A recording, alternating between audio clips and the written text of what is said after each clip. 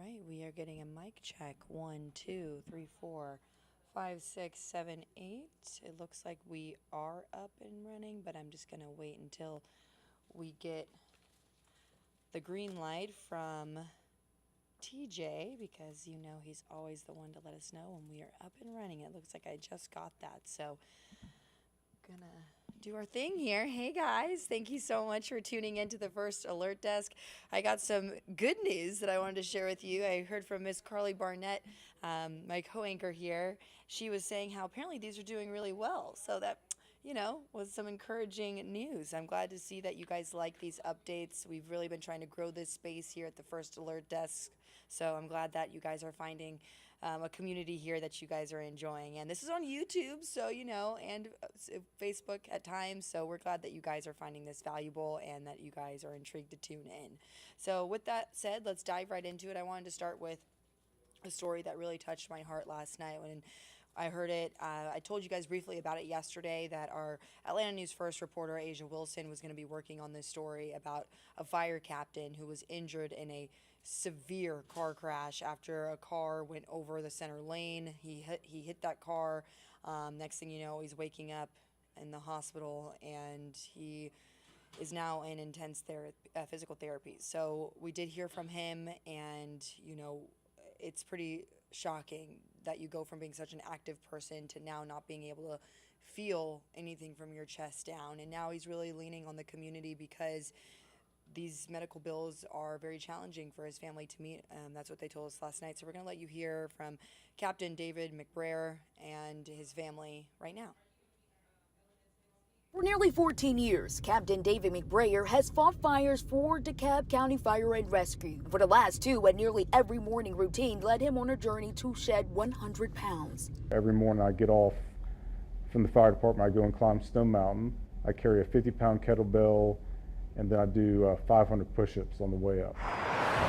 But on the morning of June 11th, that particular morning it was raining. That pattern was stopped by tragedy on Centerville Rosebud Road. Turned on the road, and the next thing I knew, I woke up in the ER. It was later on I found out that somebody had come into my lane, hit me head on, caused me to flip, and then hit a power pole. He's now in a neck brace and an electric wheelchair. It's different being on the opposite side, from providing care to now receiving care. And paralyzed from the chest down. You can't even describe that.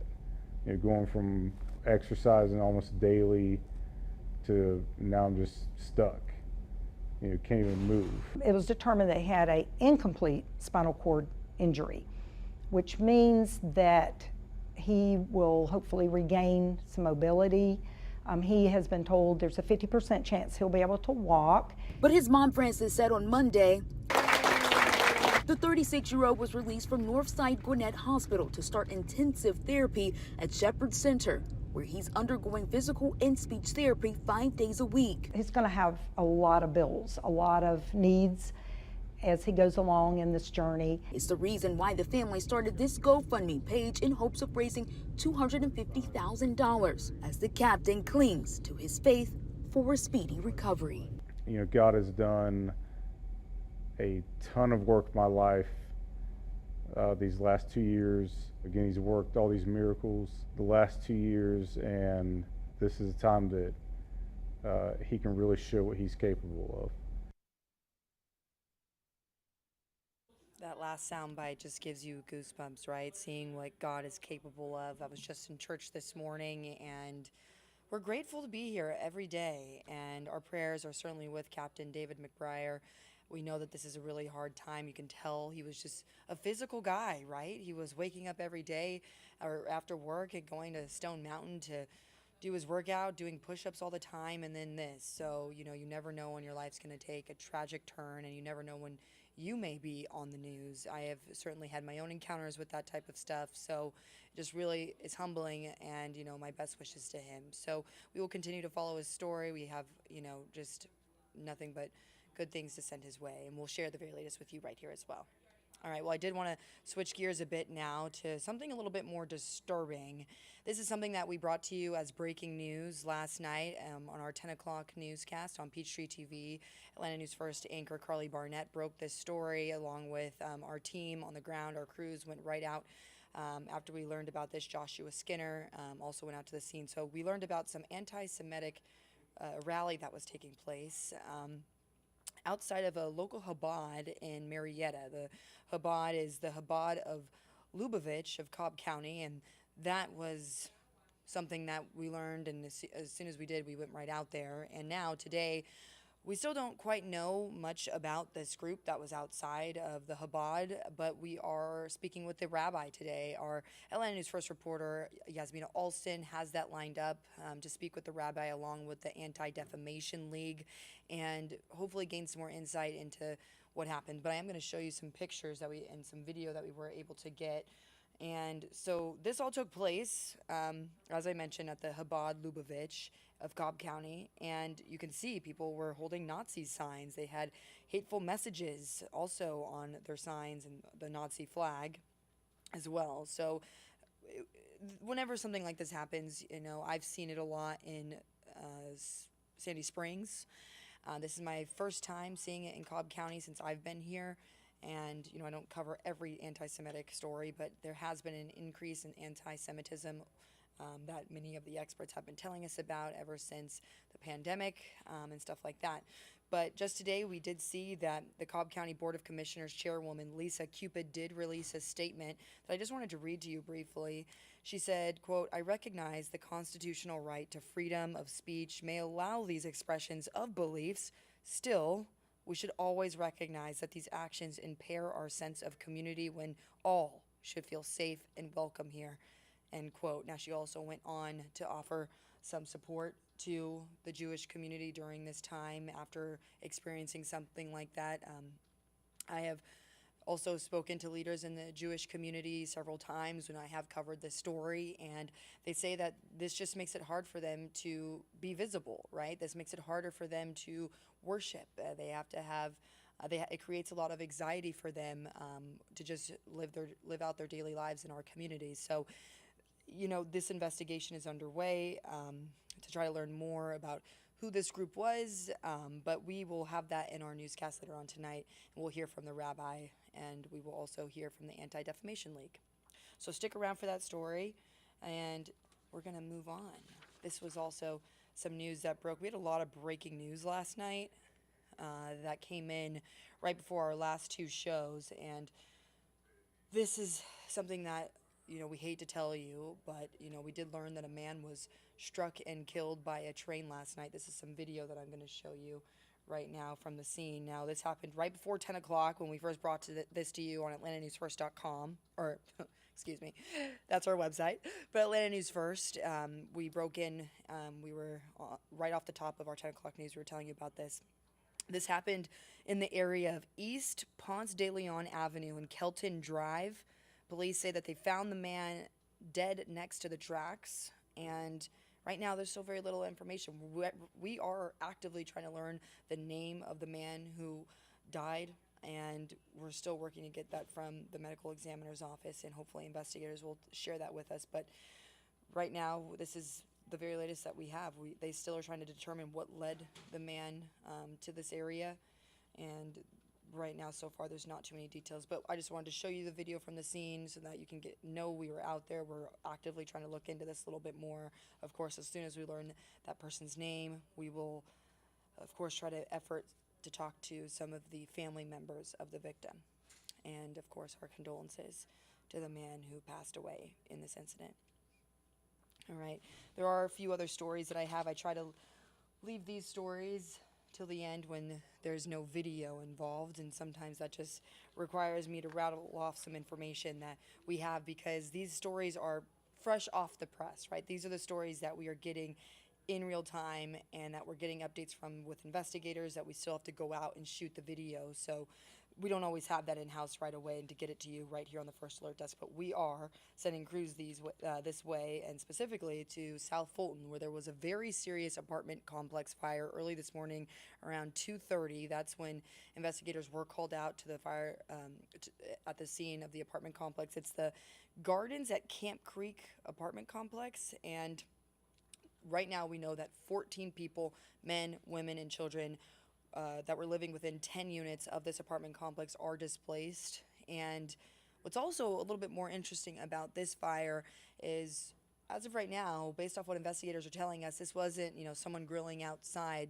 They don't believe that right now, at least in their preliminary investigation right now. They say that they have a person of interest in that they are questioning, and they are still working to determine whether or not this was arson. Now, they aren't saying this person is a suspect. They're certainly just saying that this is a person of interest that they are questioning, and they're taking all the additional steps to make sure that this was or was not arson. So they just, this is the very beginning of this situation, so that's when they really have to keep things tight-lipped, but also let us know what they're gathering. So that's something that they gathered. It'll be interesting to see what comes out of that, and we are hopefully going to get some more video from that area. So the Red Cross is helping the individuals that were displaced by this. It seems like, we were talking about this in the meeting, it seems like we're seeing a lot more apartment fires. I know it's summer.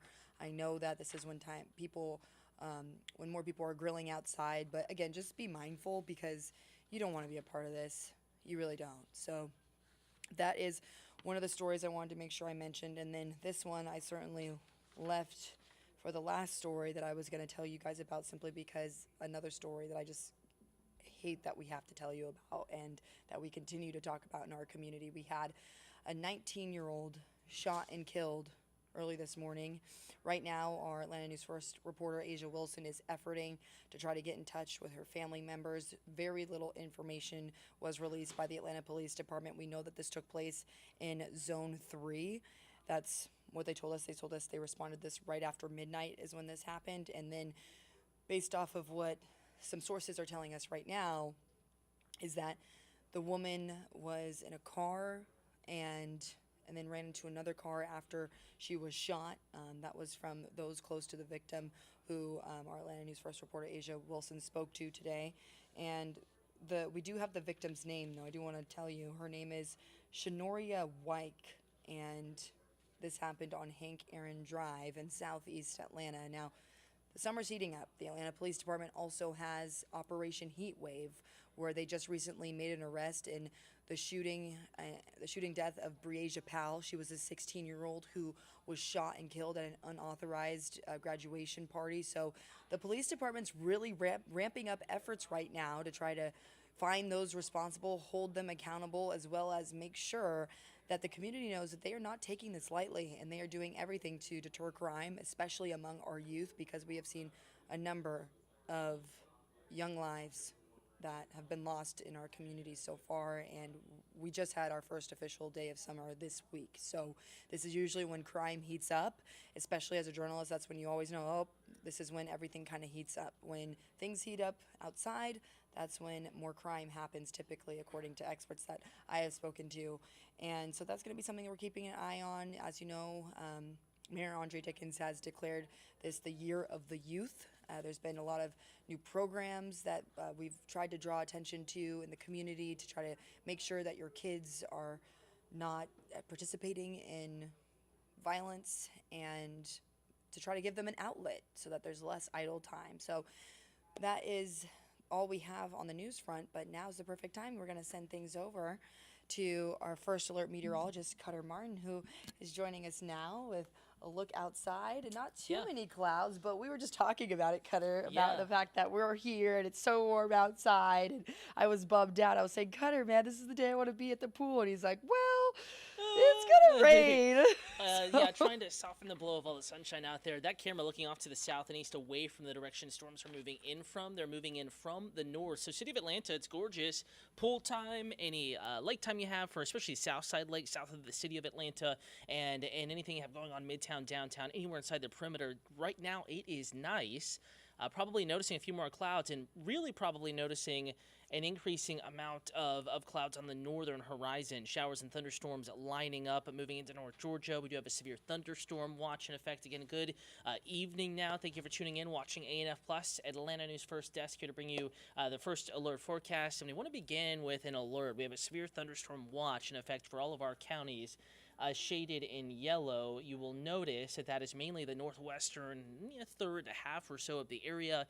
Fannin County, Cherokee County, Bartow County, Polk County, Cleburne County, Chattooga County, just to name a few. Ellijay, Canton included, Rome included, Somerville included, Lumpkin County, Dahlonega is included, and this watch could be expanded off to the south and to the east. Reason we have this watch in effect, ingredients are favorable for a few severe thunderstorms to form, and we already have a few severe thunderstorm warnings in effect at the moment. We're not waiting for something to happen. We do have showers and thunderstorms sweeping on through, and now I'm turning severe thunderstorm warnings on, and you see there are quite a few in effect along the leading edge of this line of showers and thunderstorms moving through North Georgia. Right now, it's the mountain communities, Lafayette, Georgia, Dalton, Georgia, 75 corridor between Atlanta and Chattanooga. It is absolutely pouring right now. And then you go over to northeast Georgia, even Rabun County, Clayton, trending a little bit stormier at the moment as well. And yesterday when we were talking, it was looking like northeast Georgia would remain drier, but they too getting in on the stormy weather action. And we'll go ahead and put a tracker on this, kind of track it into the city of Atlanta, give you a better idea as to when this could arrive in your backyard, when it could impact your plans. And again, it's moving fast, more than 35 miles an hour at times off to the south and southeast. So it's not going to last, at least the heavy stuff, too long at any one particular spot. Nonetheless, it is going to make its presence known as it moves through. Here's a timeline for you. Calhoun, 5:08, basically now.